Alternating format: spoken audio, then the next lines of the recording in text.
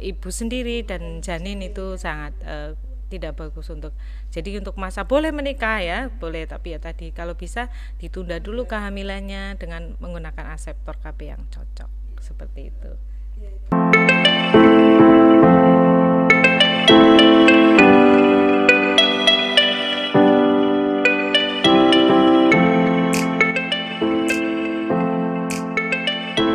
Assalamualaikum warahmatullahi wabarakatuh. Kembali lagi di podcast Edukasi Podcast Kesehatan bersama saya Junet. Kali ini kita akan ngobrol santai dengan Ibu Eka Rianti, narasumber kita. Assalamualaikum Ibu. Waalaikumsalam. Apa kabar Ibu hari ini?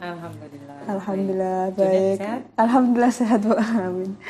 Baik, kali ini hal yang akan kita bahas adalah mengenai panduan ibu hamil dan bersalin pada saat pandemi COVID-19. Wah, ini sangat menarik karena mungkin ibu-ibu di rumah yang sekarang dalam fase kehamilan atau teman-teman yang baru saja menikah yang nantinya akan menjadi seorang ibu juga. Nah, ini informasi sangat penting. Nah, Ibu, mengenai COVID-19 di Indonesia ini kan kemarin ada berita bahwa BKKBN itu sudah memprediksi bahwa ada lonjakan ibu hamil itu menjadi lebih meningkat itu, Bu. Nah, bagaimana untuk tanggapan Ibu mengenai hal tersebut? Iya, betul sekali ya Mbak Junet, untuk semuanya juga. Memang berita terkini itu beberapa malah ada juga di daerah Jawa Barat, kalau nggak salah itu malah kelipatannya katanya sampai 105%. Nah, itu memang sangat bisa sekali terjadi. Karena kenapa? Yang pertama, di era pandemi COVID ini kan memang beberapa pelayanan kesehatan banyak yang tutup juga ya, beberapa tidak melayani pasien. Nah, untuk yang para aseptor KB mungkin beberapa juga kalau tidak ada keluhan nggak boleh periksa ke puskesmas ya, sesuai dengan pedoman yang dibuki itu. Jadi memang beberapa faktornya antara lain karena ya tadi ya tidak patuh terhadap aseptor yang dia pakai, ya mungkin bukan karena tidak kepatuhannya, tapi ya karena akses ke situnya susah. Contoh lah suntik, ketika dia harus suntik tiba-tiba tidak bisa mendapatkan pelayanan, ya sudah, terus dia tidak mengganti dengan KB yang lain, misalkan contoh dengan pil yang bisa beli di apotik, atau misalkan Sunnah Rasul ya, untuk senggaba terputus seperti itu, atau KB kalender kalau dia itu pun juga ada ininya kalau dia haidnya teratur, kalau tidak juga nggak bisa. Jadi terus dengan adanya COVID ini kan jadinya sering berkumpul, suasana keakraban, adaptasi keluarga, kehangatan itu kan jadinya ya itu juga salah satu kebutuhan. Akhirnya ya bisa terjadi ledakan-ledakan terkait dengan kehamilan. Jadi ini juga edukasi juga bagi kita semua. Memang harapannya sekarang juga banyak yang menikah ya, yang menikah ini khususnya jangan hamil dulu, karena efeknya nanti takutnya kepada ibu sendiri dan janin itu sangat tidak bagus jadi untuk masa boleh menikah ya boleh, tapi ya tadi kalau bisa ditunda dulu kehamilannya dengan menggunakan aseptor KB yang cocok seperti itu. Teman-teman, jadi yang baru saja menikah tolong ditunda dulu ya kehamilannya, karena memang dalam kondisi seperti ini kita semua juga harus tetap proteksi diri ya, seperti itu ya Bu, untuk kebaikan bersama juga ya Bu.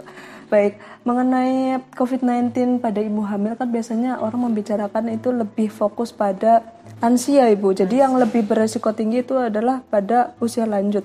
Nah, ini kan dari ibu hamil ini apakah memang sangat beresiko tinggi terkena COVID-19 atau bagaimana ya Bu?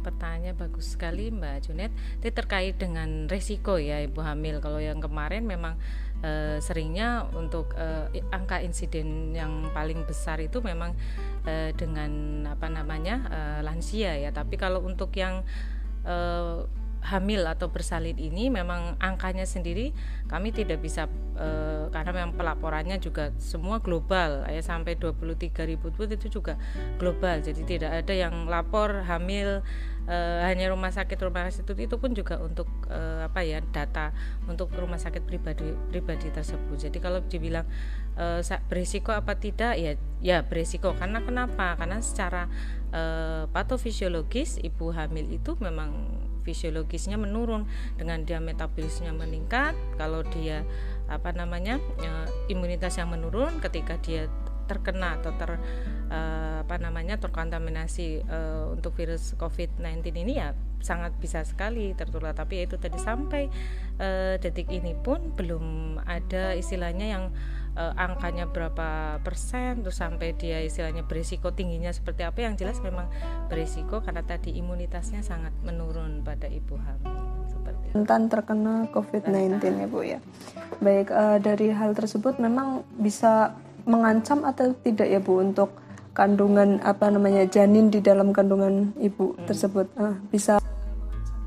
Lagi-lagi saya juga tidak, kalau secara ilmiah belum bisa menjelaskan terkait dengan evidence base yang sudah ada, karena memang ini pun juga sedang dalam penelitian. Di Wuhan sendiri pun juga yang awal mulanya COVID ini juga belum ada yang sampai ke sana, tapi memang data menunjukkan ini itu seperti kayak SARS dan MERS, mungkin pernah mendengar ya, itu memang ini jenisnya seperti itu. Kalau mengancam ke ibunya jelas beberapa kasus gagal nafas dengan COVID-19 ini karena memang ya produksi lendir yang banyak hingga mengakibatkan gagal nafasnya. Begitu juga kalau beberapa ke janin, kalau boleh dibilang ada juga yang sampai mungkin karena ibunya sendiri juga untuk oksigenasinya juga kurang sehingga ini juga ke bayinya hipoksia. Jadi memang makanya kalau ditarget protap untuk ibu hamil antara lain saturasi oksigen juga memang harus bagus. Kalau bisa dibayang kalau saturasi oksigen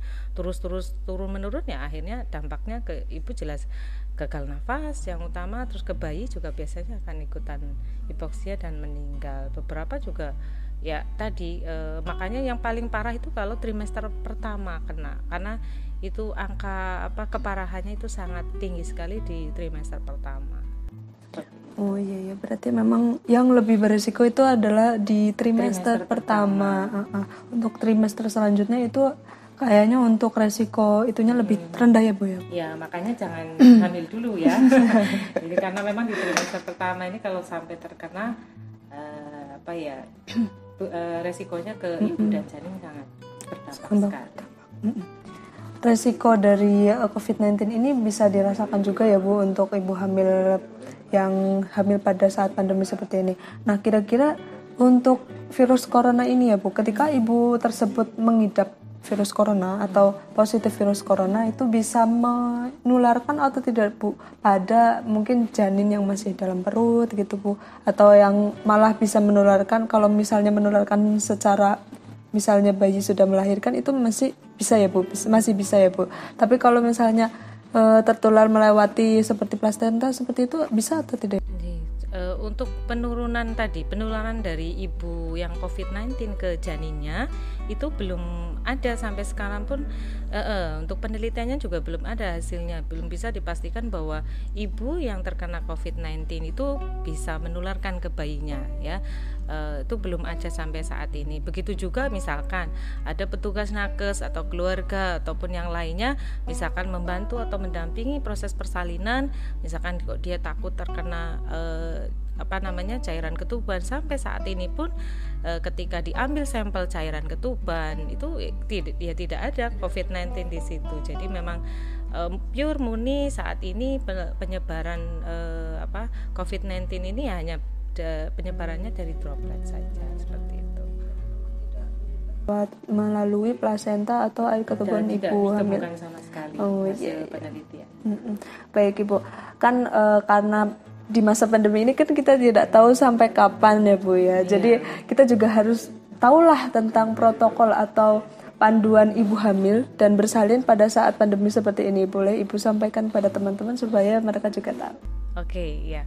Untuk panduan ibu hamil ini ya seperti yang sudah disampaikan oleh buku panduan Kemenkes yang tahun 2020 ini, memang untuk trimester pertama dan trimester kedua itu beberapa malah tidak dilakukan pemeriksaan ya, kalau memang kecuali kalau dia memang itu ada benar-benar ada keluhan, ada yang benar, itu pun harus dengan janjian dulu dengan petugasnya.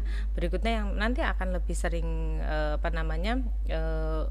ANC itu adalah di trimester ketiga sambil menyiapkan juga proses persalinan. Jangan sampai juga ini karena beberapa sampai karena ya mungkin tadi takut mau konsul, takut tertular, sampai malah tidak memeriksakan kehamilannya, yang tidak boleh seperti itu ya.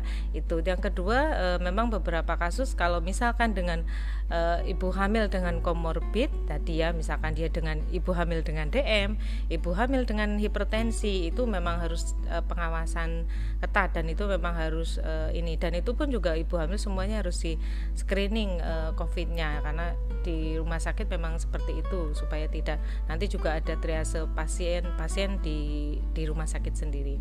Yang berikutnya untuk ibu bersalin, sampai di pedomannya sampai saat ini WHO atau CDC pun juga tidak mengeluarkan, memang ada beberapa nanti yang mungkin agak kontra ya, misalkan kayak yang di POGI bilang bahwa harus SC, tapi itu pun sebenarnya tidak harus semua ibu bersalin COVID itu dengan SC. Yang paling penting justru malah kenyamanan nanti ketika bersalin, ketika memang tidak ada ancaman. SC itu kalau benar-benar atas indikasi. Jadi kalau kalau tidak ada indikasi, kalau di pedoman tersebut juga tidak harus SC. Jadi persalinan pervaginam pun normal, yang penting dia aman, nyaman. Jadi tadi juga harus dengan, kalau misalkan dia persalinan pervaginam, APD yang harus dipakai juga oleh tenaga kesehatan level 2. Kalaupun misal mau SC sesuai dengan buku pedoman yang ada di POGI, memang di Obgyn ya, itu untuk Persatuan Obgyn Indonesia, memang kalau di situ tertulis memang SC, dan ruangan operasi juga harus tekanannya negatif, dan APD-nya level 3. Jadi memang sendiri-sendiri nanti untuk pedoman-pedoman yang tidak kalah penting sebenarnya adalah tetap ini kan kembali lagi mau new normal ya, ini juga ya, sudah masa pandemi, sudah ya istilah dibilang masih bencana sudah agak lewat ya, kepala ini sudah juga ada pengeluaran terbaru yaitu new normal. Ini juga sebenarnya sama, bukan terus new normal terus kembali seperti biasa, tidak. Kembali terbiasa di sini ya tetap prosedur pencegahan untuk COVID ini dimulai dari cuci tangan ya, dengan mau pakai hand wash itu sebenarnya lebih bagus, karena kumannya itu akan lisis sebenarnya dengan hand wash saja. Kalau cuma bepergian itu yang baru menggunakan hand sanitizer seperti itu ya. Yang berikutnya penggunaan masker itu juga penting, jangan terus kan sudah kembali normal nggak pakai masker, itu juga nggak boleh. Berikutnya juga social distancing ya, satu jarak. Kalau memang beberapa ada yang 1 meter 2 meter silakan, ya memang physical distancingnya itu memang tetap harus dilakukan. Dan jangan lupa peningkatkan imun ya, itu sangat penting sekali. Imun dengan apa? Dengan nutrisi, dengan rileks, berolahraga, rileks. Jangan, ibu hamil nggak boleh stresornya tinggi. Jadi dukungannya sangat penting sekali untuk ibu hamil ya, seperti itu.